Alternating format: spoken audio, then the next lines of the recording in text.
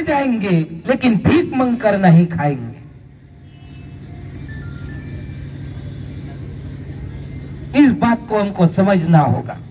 बाबा साहब आम्बेडकर चले गए, मूवमेंट फिर पीछे जाने लगा, फिर सत्ताधारियों ने, विषमतावादियों ने षड्यंत्र रचा, लेकिन फिर एक महापुरुष का उदय हुआ, मान्यवर कांशीराम साहब। 6 दिसंबर 56 को बाबा साहब इधर चले गए, उधर जबलपुर में एक रूम में कोई पारस राम ज्ञानी और कोई कांशीराम नाम के 2 व्यक्ति उस पर सोचने लगे।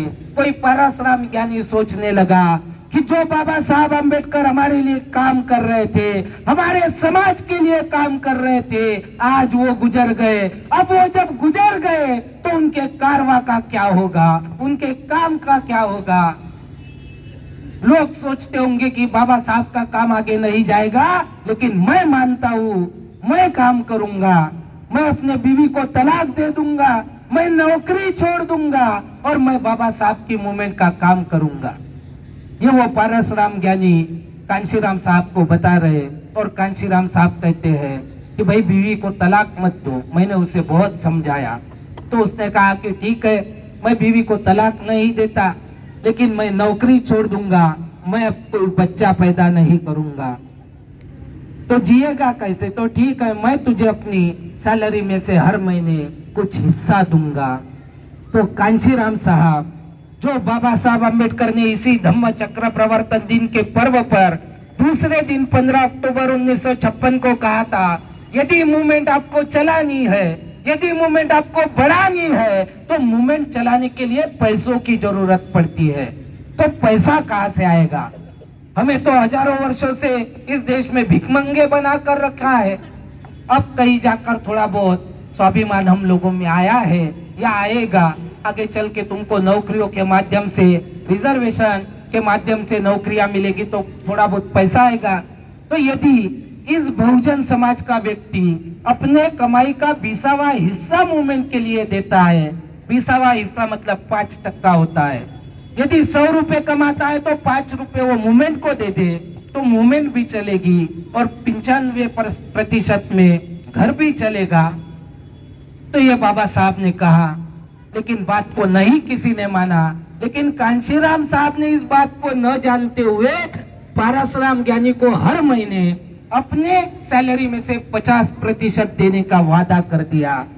और जब ये वादा किया कांशीराम ने, ये बात 1956 की है, उनकी उम्र क्या थी ये सोचो आप जरा। कांशीराम साहब का जन्म 1934 को हुआ, घटना 1956 की है, तो 22 बरस उनकी उम्र थी। फिर एक युवा ने आंदोलन में कूदकर इस आंदोलन को आगे बढ़ाने की नींव रख दी। इस बात को समझो आप। और ये कोई भावनावश नहीं किया, जो कमिटमेंट किया, थोड़ा सा चलकर घबराकर भाग नहीं गए, डर नहीं गए। जो कमिटमेंट किया उस पर ताउम्र चिपके रहे, आंदोलन के साथ किसी किस्म की बेईमानी नहीं की। जब तक कि वे बीमार नहीं पड़े, 2003 में वे बीमार पड़ गए, तब तक दिन रात आंदोलन को बढ़ाने के लिए देश के कोने कोने में घूमते रहे।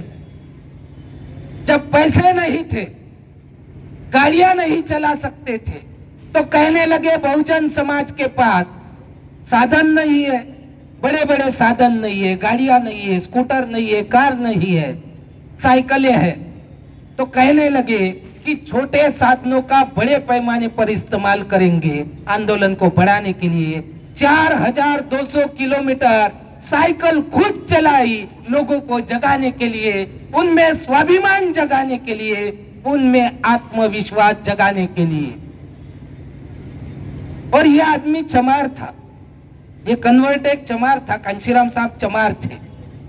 अब फिर वो स्टालिन वाली बात याद आती है कि बाबा साहब कहते हैं एक चमार के लड़के ने रशिया का काया पलट कर दिया, क्या भारत में कोई ऐसा होगा?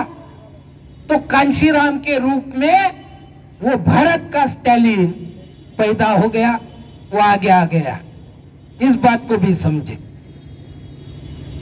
और बाबा साहब ने जिस लेवल पर आंदोलन को चलाया, जिन विंग के माध्यम से चलाया, वो सारी विंग को फिर से जिंदा कर दिया। ऐसे ही नहीं कहते हम लोग बाबा आपका दूजा नाम कांशीराम, कांशीराम, ऐसे ही नहीं कहते। बाबा साहब की हर एक सोच को उन्होंने दिल में लिया, दिमाग में लिया, धरातल पर उतारने का काम किया। अश्विनी ताई ने जब जिक्र किया कि बाबा साहब आंबेडकर ने उधर में, नहीं काजल ताई ने वो जिक्र किया कि बर्मा में जो स्पीच दिया वहां बुद्धिज्म का ब्लूप्रिंट बोला, भारत के शहरों में, 4 शहरों में, नागपुर, दिल्ली, बंबई और चेन्नई, बड़े बड़े सेंटर बनाएंगे, बड़े विहार बनाएंगे। वो देखकर लोग एकदम सोच में पड़ जाए कि ये कैसे बनाया, हमारा इतिहास इतना बड़ा है तो देश भर तो नहीं बना पाए कांशीराम साहब, लेकिन उत्तर प्रदेश में करके दिखाया। उत्तर प्रदेश का अंबेडकर स्मारक इस तरह से बनाया बहुजन समाज पार्टी के माध्यम से। जब बीएसपी की सरकार थी तो अंबेडकर स्मारक को देखो, उसमें जब कदम रखो, जो भी साथी यहाँ होंगे जो जाकर आए हैं तो वो जानते हैं कि क्या फीलिंग आती है उसको देखकर। ये सारी चीजें कांशीराम साहब ने करके दिखाई, कमिटमेंट के साथ किया। साइकिलें चलाई, पैदल चले, बस से चले, ट्रेन से चले, हवाई जहाज से चले, इतना चले जितना कोई नेता नहीं चल पाया। और फिर से वो बुद्ध की बात, जो बुद्ध ने अपने आप को और भिक्खु संघ को ये प्रेरित करने के लिए कहा था, चलत भिक्खवे चारिकम बहुजन हिताय बहुजन सुखाय धम्म लोकानुकंपाय धम्म आदि कल्याणम मध्य कल्याणम पर्यावसान कल्याणम। हे भिक्खु, तुम लोग चलते रहो बहुजन लोगों के हित के लिए, बहुजन लोगों के सुख के लिए। उनका ही सुख पहले, उनका ही सुख बीच में और अंततः भी उनके ही सुख को आंखों के आगे रखो। तो इस तरह का मान्यवर कांशीराम साहब ने करके दिखाया। बहुजन हित के लिए चलते रहे, चलते रहे, चलते रहे और बहुजनों का हित उन्होंने अचीव करके दिखाया। बाबा साहब ने जो गोल सेट किए थे कि शासक बनो, देश के भले ही हम लोग शासक ना बन पाए, लेकिन हम लोग उत्तर प्रदेश के कांशीराम साहब की हयात में 3 बार शासक बने और उत्तर प्रदेश की पॉपुलेशन इंग्लैंड की पॉपुलेशन के बराबर है। तो मान के चलो कि इंग्लैंड में हम लोगों ने रूल किया पॉपुलेशन के आधार पर, और उस उत्तर प्रदेश को जो बाबा साहब की प्रबुद्ध भारत की कल्पना थी वो भी करके दिखाया।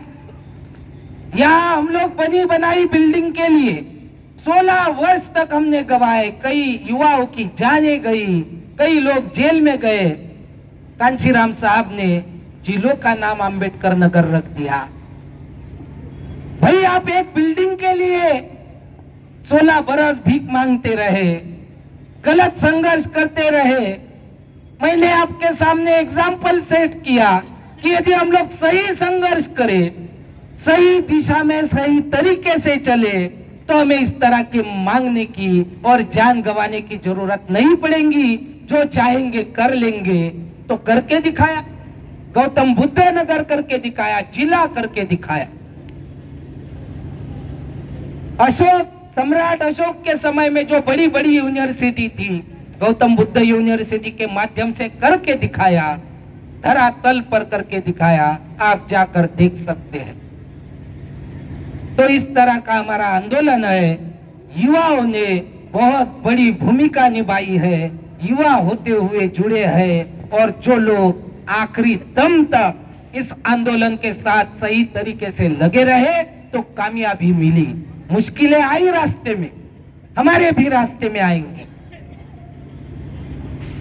तो क्या हम लोग आंदोलन में काम नहीं करेंगे तो मरेंगे नहीं। भाई जो जो पैदा हुआ है वो तो एक ना एक दिन मरना ही है। तो सिर्फ खाकर मरेंगे। सुबह हुई खाते जाएंगे, दोपहर हुई खाते जाएंगे, शाम हुई खाते जाएंगे, सोते जाएंगे, घूमते जाएंगे और ऐसे ही मरेंगे। कोई बदलाव नहीं लाएंगे, कोई संघर्ष नहीं करेंगे, कोई आने वाली पीढ़ियों की जिंदगी सुधारने के लिए कोई योगदान नहीं देंगे। जरूर देंगे, जरूर देंगे। और इसीलिए हमने कहा है कि उठ तरुणा जागा हो, चळवळीचा धागा हो।